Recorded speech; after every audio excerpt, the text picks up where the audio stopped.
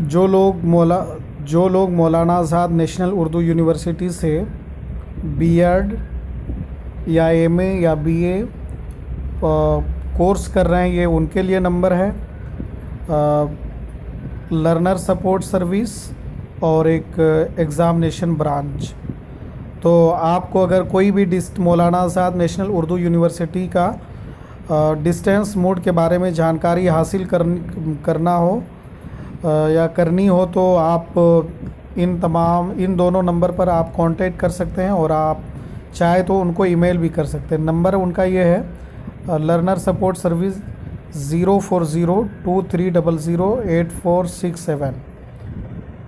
एक ये नंबर है। दूसरा नंबर ये है 0402300605, और उसके बगल में एक नंबर है 23008405, और ईमेल आईडी भी है manoexamquery@gmail.com।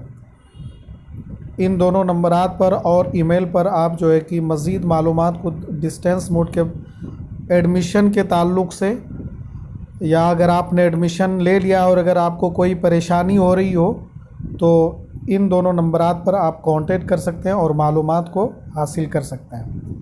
ये सिर्फ़ डिस्टेंस मोड वाले बच्चों के लिए है।